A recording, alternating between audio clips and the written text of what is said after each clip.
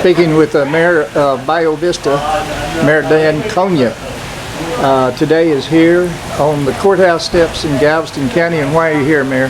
Here in support of Precinct 2 constables. There's an effort to reduce them and take them out of the, completely reduce their force, and they provide an important police and influence for the community. And they are one of the people for the small towns along the I-6 corridor, Highway 6 corridor rather, that are so important to the communities there.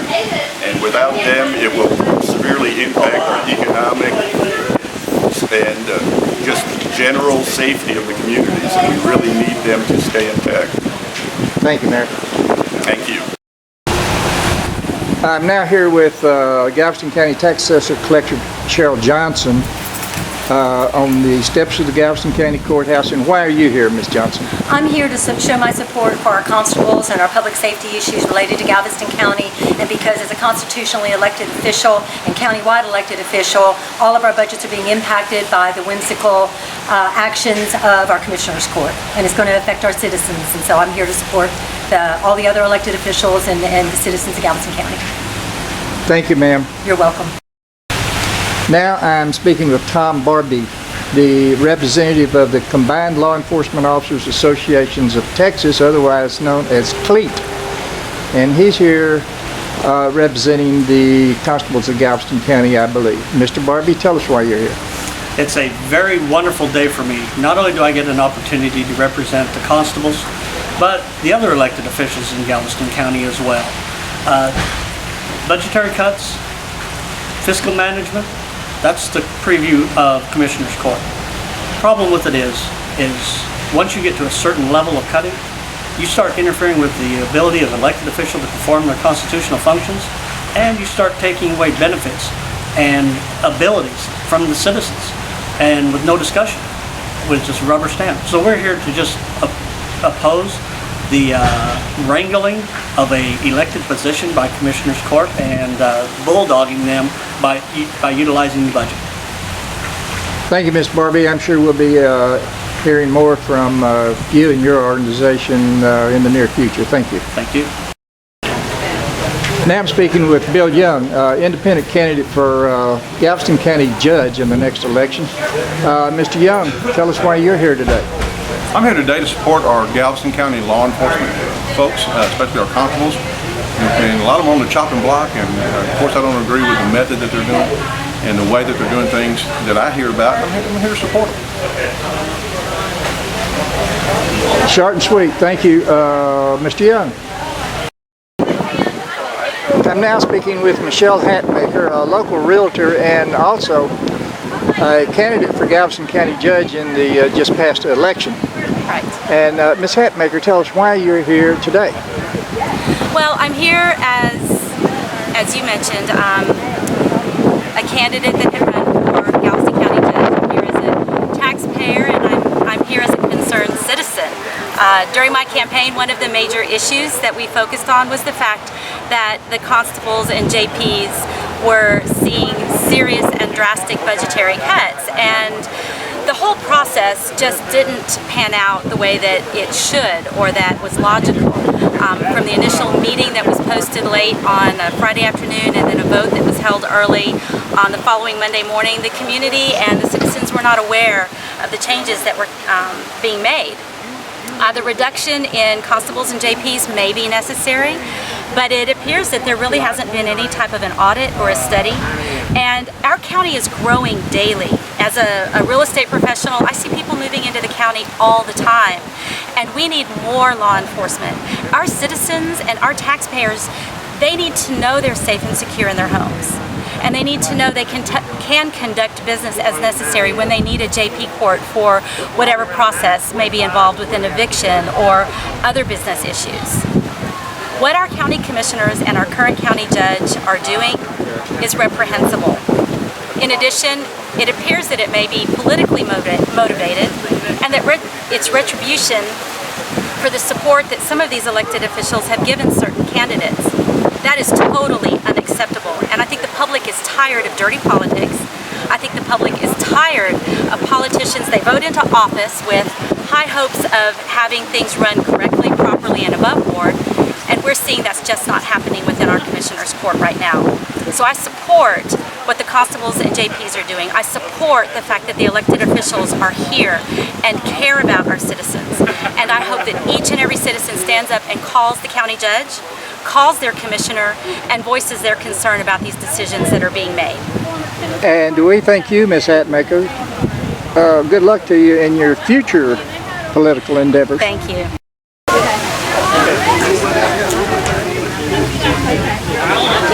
Hey, ladies and gentlemen. Hey, we need y'all. BARBEE. I represent police officers from around this state. Currently, the corporation I work for, Combined Law Enforcement Associations of Texas, has 19,000 members around the state, and one of the main objectives of CLEAT is justice and social justice. That's what brings us here today. First thing is, we want to ensure that citizens of Galveston County understand what is transpiring around them at this very moment. They are losing 4 justice of the peace positions. They are losing 4 constables positions with all of the staff that goes with that. That is a drastic reduction in law enforcement, and it is a reduction in the amount of services that are being provided to the citizens of Galveston County. With 4 justice of the peace courts, small claims, business leaders who have to do evictions, it is going to double the amount of time, at the minimum, double the amount of time it takes to get paperwork processed, to get small claim suits solved, and cutting the staff that files the paperwork and delivers the paperwork is going to ensure that every citizen who deals with the justice system through Galveston County will have a longer, more proactive delay. And Commissioner's Court, in their wisdom, have decided to redistrict and to remove half of the elected justice of the peace, remove half of the constables to represent those courts and serve civil process throughout the county. They're in the process of doing so. This is not open. It is not being well publicized.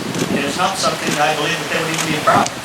Reducing the protection and available services that are available to citizens of this county. And they're not doing it in a public forum. They're not doing it with your consideration. The next thing that we would like to discuss is constitutional requirements of an elected official. Every one of these elected officials that you see here today, once they swore their oath of office, they have constitutional duties that are prescribed to them through the state of Texas and the state of Texas Constitution. They have to fulfill these duties in order to be able to fulfill their oath and to provide those services which they were elected to do. However, all budgeting for their office, staffing, paper clips, everything comes through the Commissioner's Court. The Commissioner's Court is utilizing their budgets to strangle, to pull away personnel that are drastically needed, to restrict their budgets where they cannot provide adequate training to themselves or to their staff. Restricting the ability for them to be able to move around the county and perform the services that are needed. I'll give you a good example of that. Training budgets throughout the county have been reduced. Services have been shifted back and forth. Even bailiffs have been removed from the courts on the excuse of budget savings. We understand small, proficient government is what's needed. But you're at the point right now where there's no more cuts that can be made from these elected officials without adversely affecting not only their ability to perform their constitutional functions, but also to provide the services to the citizens of the state. This is something that you will never see again in your lifetime. All these elected officials standing here united, saying that we cannot provide the services for what we were elected for at the level which we should be providing.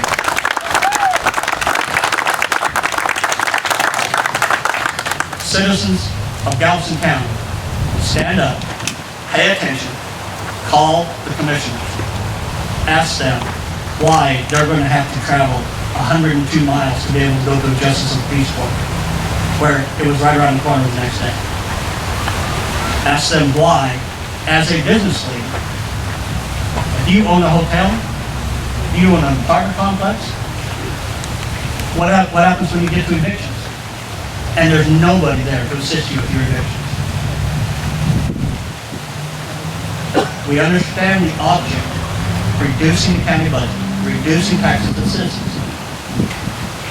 But what's the real angle going on here? You're reducing all of these elected officials, but they're not producing county government. They're still saying that they're in the hole. When they're peeling every bit of basic job function away from these elected individuals who are trying to do their very best every day, they're still saying that we're under budget and we don't have the money to do it. If you don't have the money to do it, it isn't due to these elected officials. It's due to your own mismanagement. Yeah.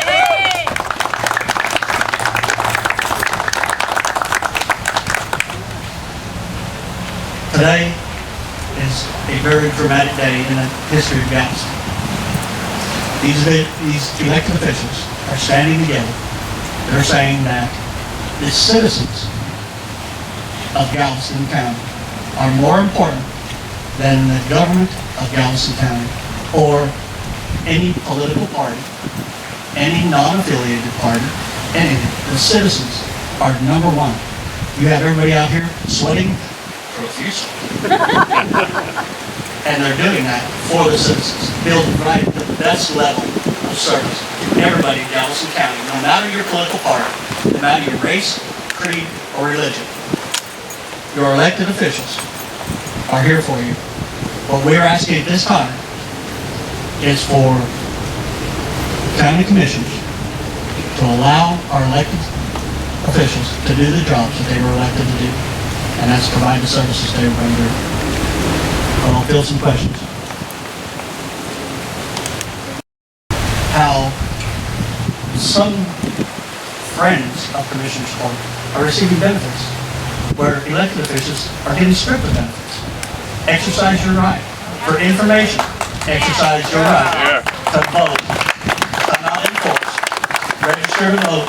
Make sure you register to vote and speak with these elected officials. If there's a question that I have not answered today, do me the very honor of seeking out each one of these elected officials and asking them their opinion, asking them where they stand on this, because they are being directly impacted and their services to the citizens are being negatively affected because of Commissioner's Court. Thank you for your time. The county judge does have a right-hand opponent, Bill Young. We still got a chance there. Yes. We got a question over here. Done, or where was the data collected to support the budgetary changes?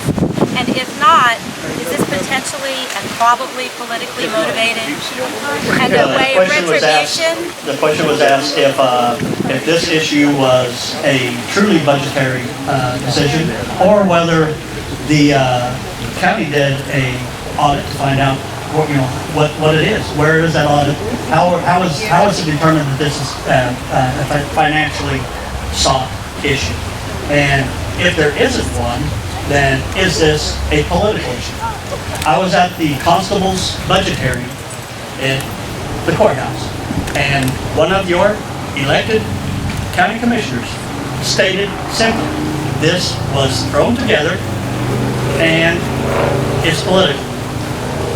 The reason that these constables were staying and these were going was based upon their electability or upon their political party.